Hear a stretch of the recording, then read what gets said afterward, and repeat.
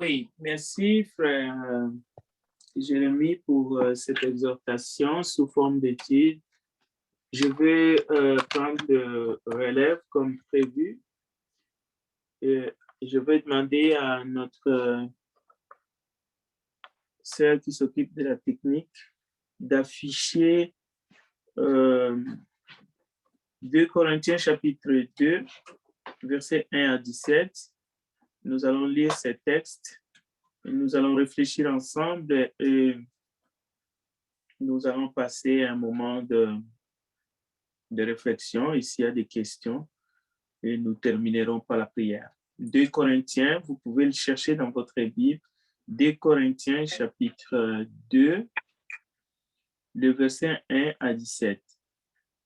J'ai retenu que c'est difficile d'être un jeune chrétien au XXIe siècle, compte tenu de tout ce que le monde propose aux jeunes, sur tous les plans, sur le plan moral, sur le plan spirituel, mais même sur le plan professionnel. Aujourd'hui, c'est très difficile même de trouver un emploi selon ce qu'on a vraiment étudié. Et les exigences sont de plus en plus énormes et parfois les jeunes ne savent pas vraiment comment s'orienter. Alors, nous allons prier pour tout cela afin que Dieu guide les jeunes chrétiens dans les assemblées et que l'assemblée soit un appui pour les accompagner dans leur foi. Alors, dans 2 Corinthiens chapitre 2, versets 1 à 17, nous ne lirons pas tout parce que nous voulons terminer dans la prière en bonne et due forme. Il est question des afflictions, une autre sorte d'affliction. Nous avons parlé des afflictions, de la souffrance, là, il y a 2 semaines. Aujourd'hui, nous allons voir une forme d'affliction qui touche surtout et en particulier le membre dans le corps du Christ. 2 Corinthiens chapitre 2, verset 1er. Nous allons lire quelques versets. Lisons au nom de Jésus. J'ai résolu donc en moi-même de ne pas retourner chez vous dans la tristesse. Car si je vous attriste, qui peut me réjouir? Sinon, c'est lui qui est attristé par moi. J'ai écrit comme je l'ai fait pour ne pas éprouver à mon arrivée de la tristesse de la part de ceux qui devaient me donner de la joie, ayant en vous tous cette confiance que ma joie est la vôtre à tous. Verset 4, verset clé. C'est dans une grande affliction, le cœur angoissé et avec beaucoup de larmes que je vous ai écrit, non pas afin que vous fussiez attristés, mais afin que vous connaissiez l'amour extrême que j'ai pour vous.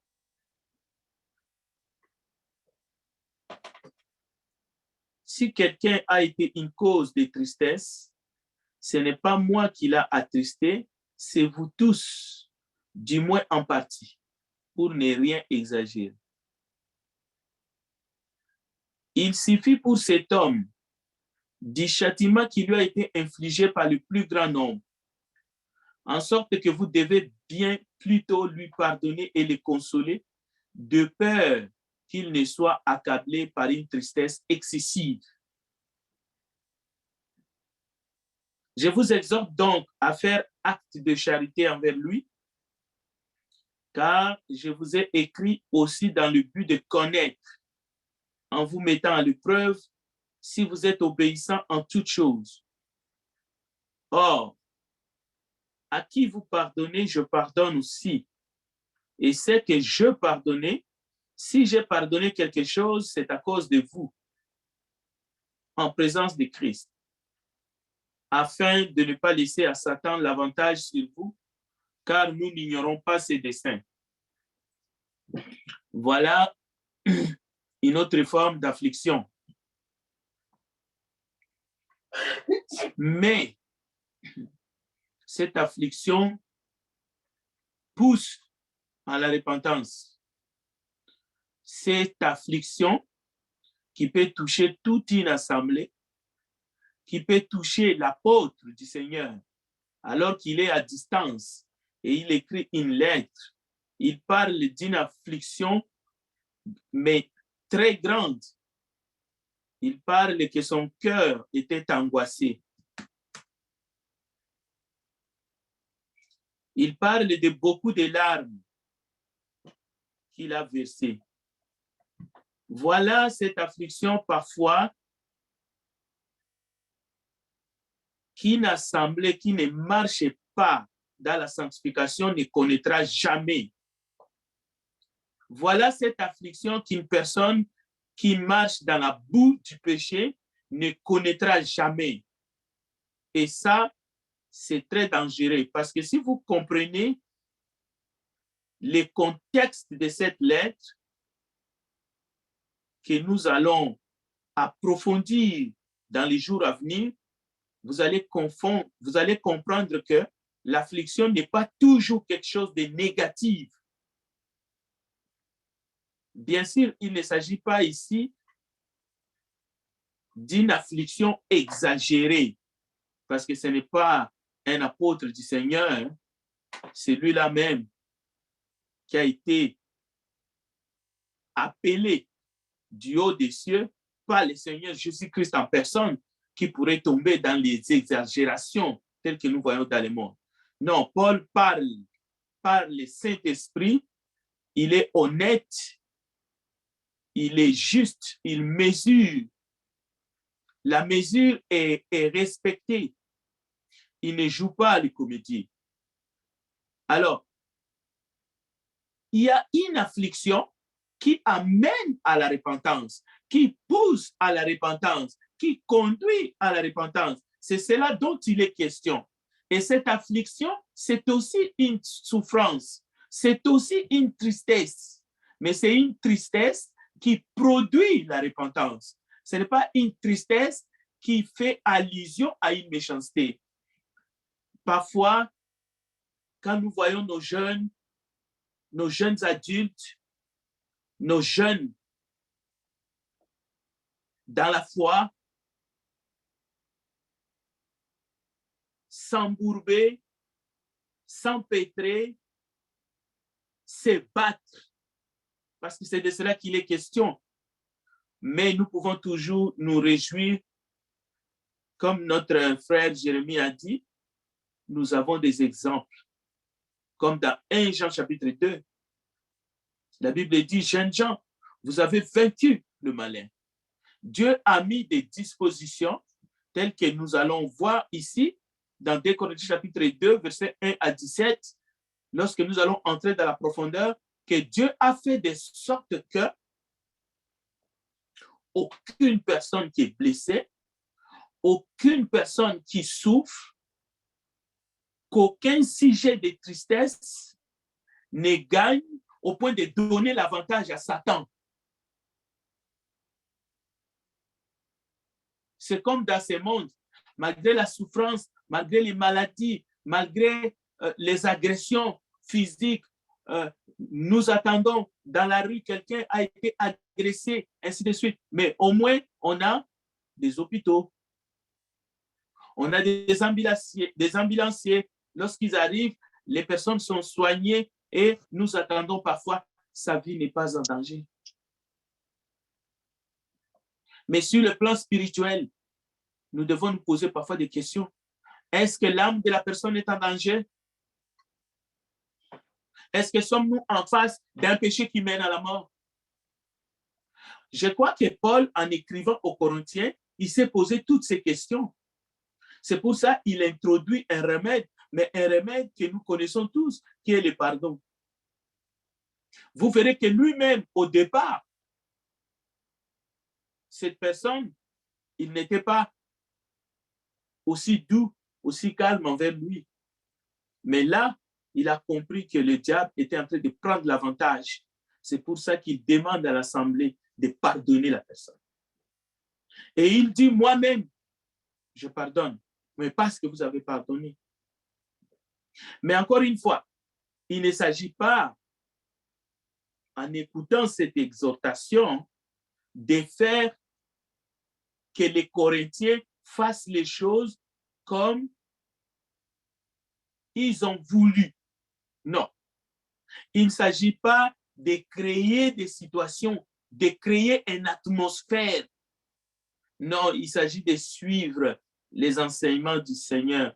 Il s'agit de mettre en pratique la parole de Dieu. Il s'agit de se soumettre à la volonté de Dieu. Il s'agit de se repentir. Il s'agit de confesser les péchés. Il s'agit de revenir à la source, au pied du Seigneur. Il ne s'agit pas de créer des solutions miracles. L'image de l'hôpital, vraiment, je trouve que c'est beaucoup plus édifiant. On ne peut pas donner un traitement d'une autre maladie sous prétexte qu'on veut soigner celui qui a été agressé à couteau. On ne peut pas donner les traitements du COVID-19. Quelqu'un qui souffre du diabète et qui fait une rechute, on ne va pas lui donner un traitement qu'on donne aux enfants pour les varicelles. Et c'est la même chose sur le plan spirituel. C'est la même chose. Dieu nous a tout donné. Dieu nous a tout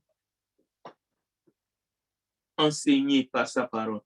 Maintenant, pas seulement dans les assemblées, parce que cette affliction dont il est question ici, on ne peut le vivre que dans une assemblée où la vie de Dieu, où la vie de sanctification, où le peuple de Dieu marche selon la volonté de Dieu. Mais dans les assemblées où la complaisance, où l'amour du péché, où le mal a pris le dessus, eh bien, cette affliction-là n'existe pas. Et quand nous disons dans les assemblées, mais c'est aussi dans le cœur de gens qui sont versés au mal. Comme nous pouvons lire dans les psaumes, David lui-même l'a dit. David a dit, le péché s'étale sur la place publique. Psaume 73. La vérité a disparu. Lorsque la vérité a disparu dans une société, dans une communauté, dans une assemblée, dans une famille, l'affliction dont l'apôtre du Seigneur Paul fait allusion, ben, ça n'existe pas.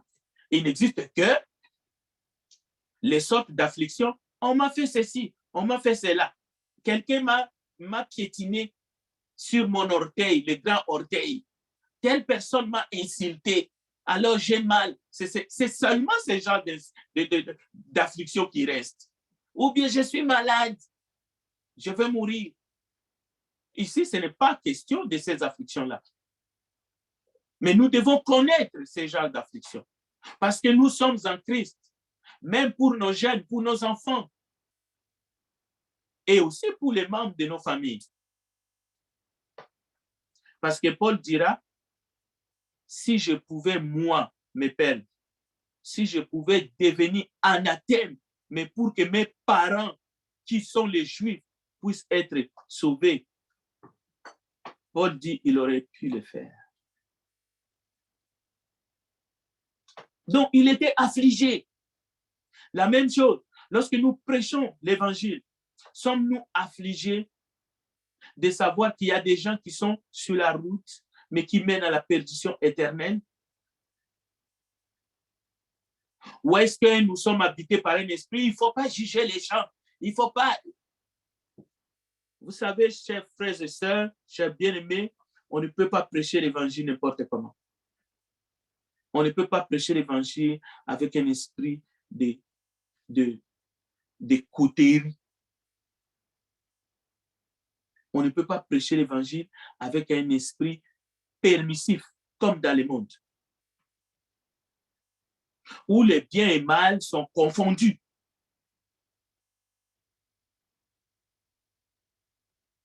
Alors, nous lançons un message que en Christ,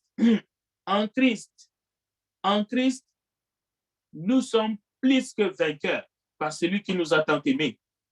Cela veut dire qu'il n'y a rien, ni la mort, ni la maladie, ni quoi que ce soit, ne peut nous séparer de l'amour de Dieu. Nous pouvons toujours nous relever, mais il faut se relever avec un esprit contrit, avec un esprit repentant, avec courage.